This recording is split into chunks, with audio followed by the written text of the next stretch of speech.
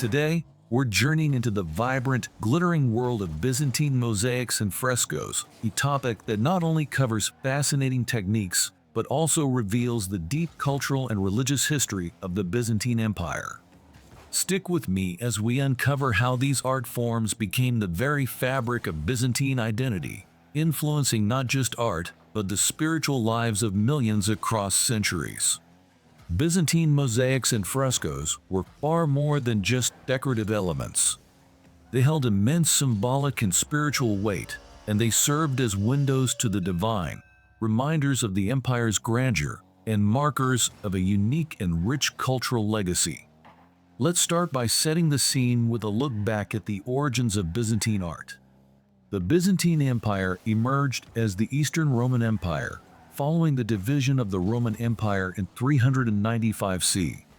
With its capital in Constantinople, the empire spanned parts of Europe, Asia, and North Africa. While it initially shared many cultural and artistic traits with the Romans, Byzantine art soon developed its own distinct characteristics, especially as Christianity became the official religion of the empire. Art became a primary means of expressing and disseminating Christian beliefs, and here is where mosaics and frescoes found their purpose. The art of the Byzantine Empire is often described as a bridge between the ancient and medieval worlds. While influenced by Greco-Roman traditions, it also absorbed elements from the East, resulting in a style that was distinctly Byzantine. Mosaics and frescoes became central to Byzantine art, largely because they served as powerful tools for religious storytelling in a largely illiterate society. Through their vivid imagery, they brought biblical scenes, saints, and symbols to life, offering people an experience of the divine that went beyond mere decoration. Let's start with mosaics, the shimmering, radiant images crafted from tiny pieces of colored glass and stone. Byzantine mosaics are immediately recognizable for their distinctive golden backgrounds, giving them an otherworldly glow. You can imagine how these mosaics, glinting in the dim candlelight of Byzantine churches, created a sense of heaven on earth. The use of gold and precious stones wasn't just an artistic choice, it was a theological one. Gold symbolized the divine light of heaven, while stones like lapis lazuli and precious gems were chosen for their deep, rich colors, meant to evoke the heavenly realms. The process of creating a mosaic was both meticulous and time-consuming. Artists would first prepare the wall with a fresh layer of plaster. Then, they'd set thousands of tiny tesserae, small, colored pieces of glass, stone, or even precious gems, one by one into the wet plaster to form the final image. These tesserae were often cut unevenly, allowing them to catch light from various angles. This, in turn, gave the mosaics their characteristic sparkle, transforming walls into living, shimmering surfaces. Early Byzantine mosaics were influenced by Roman and Hellenistic styles, with an emphasis on naturalism and perspective.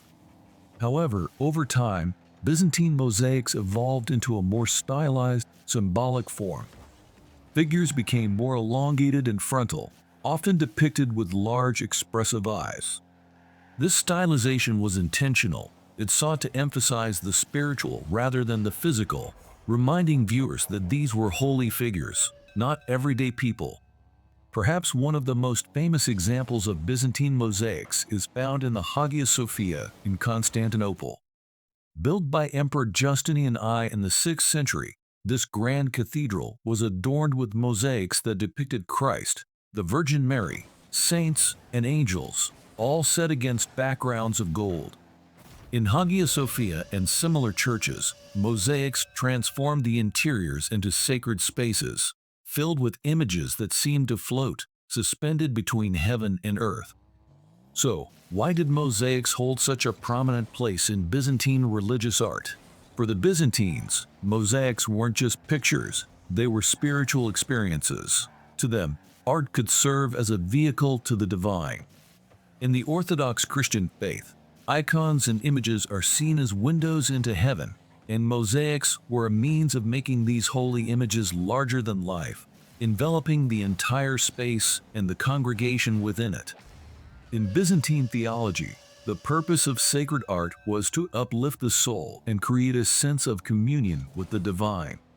Unlike the Western tradition, which often emphasized the physical suffering of Christ, Byzantine art focused on the transcendent, divine nature of Christ. Mosaics typically depicted Christ as the Pantocrator, the almighty ruler, seated in heaven with a serene expression and often surrounded by a mandorla, a halo-like circle symbolizing divine glory. And it wasn't just about depicting Christ. Mosaics in Byzantine churches also featured the Virgin Mary, angels, apostles, and saints, each figure serving as a reminder of the heavenly hierarchy and the unity of the church on earth with the church in heaven. Every element of a Byzantine church was carefully designed to remind the viewer of their faith and their connection to the divine. While mosaics were popular for their grandeur and durability, frescoes also held an important place in Byzantine art. Frescoes, unlike mosaics, involved painting directly onto wet plaster, which allowed colors to sink into the wall, making them last longer. Although they lacked the shimmer of mosaics, frescoes allowed artists to create larger and more detailed images more affordably, making them a popular choice, especially in smaller churches and monasteries. The technique of fresco painting was relatively simple. Artists would apply fresh plaster to a wall, then paint directly onto it with pigments mixed with water. Once the plaster dried, the pigments would be locked into place. While mosaics were favored for major churches and public spaces, frescoes became the preferred medium for monastic settings and rural churches. In these quieter settings, frescoes allowed for more intimate portrayals of religious scenes, often focusing on the life of Christ, the Virgin Mary, and the saints. One notable aspect of Byzantine frescoes was their focus on narrative. Where mosaics often presented single, iconic figures, frescoes were well suited for storytelling, making them ideal for scenes from the lives of saints or the Passion of Christ. For instance, the frescoes in the Church of the Chora in Constantinople, dating from the 14th century, depict complex biblical scenes with a level of detail and emotional intensity that is unique in Byzantine art. Beyond their religious significance, Byzantine mosaics and frescoes served as powerful symbols of imperial power and cultural unity. Art was an expression of the empire's religious devotion, yes, but it was also a tool of political propaganda. Emperors like Justinian I and Constantine used religious art to assert their authority as divinely ordained rulers. By commissioning magnificent mosaics and frescoes, they underscored their role as protectors of the faith and guardians of the empire. The image of the emperor would often appear in church mosaics, sometimes even alongside holy figures, reinforcing the belief that the emperor ruled by divine right. In this way, Byzantine art served a dual purpose. It was both a form of worship and a means of reinforcing imperial ideology. The art of the Byzantine Empire was not just an expression of individual faith, it was a public proclamation of the unity between church and state. Furthermore, Byzantine art influenced other cultures far beyond the empire's borders. As the empire engaged in trade and diplomacy, its art and iconography spread to places as far-flung as Russia, the Balkans, and even Italy.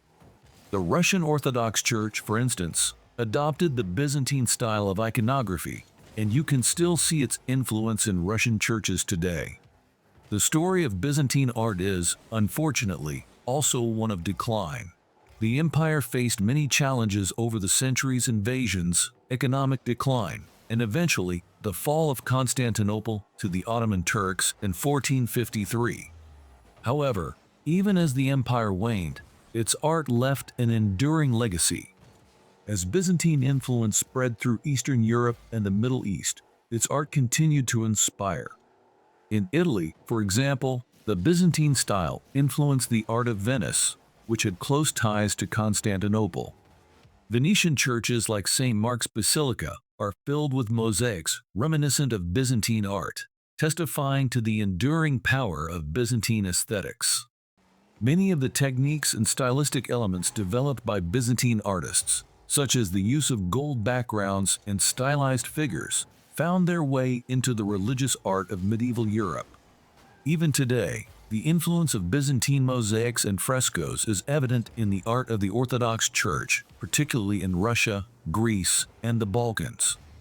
The mosaics and frescoes of the Byzantine Empire were much more than mere decorations. They were the heart and soul of Byzantine culture, a medium through which the empire expressed its deepest beliefs and ideals.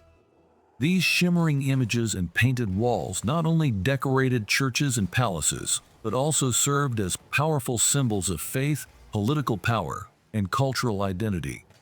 Byzantine art remains a testament to the empire's devotion to Christianity and its desire to connect the earthly with the divine. Through their use of color, light, and symbolism, Byzantine artists created works that still captivate and inspire us today, centuries after the empire's fall. These mosaics and frescoes are windows into a world where art, faith, and power were inseparably intertwined, a legacy that continues to shape Christian art to this day. Thanks for joining me on this journey through the art of Byzantium. Until next time, stay curious, stay inspired, and keep looking for beauty in unexpected places.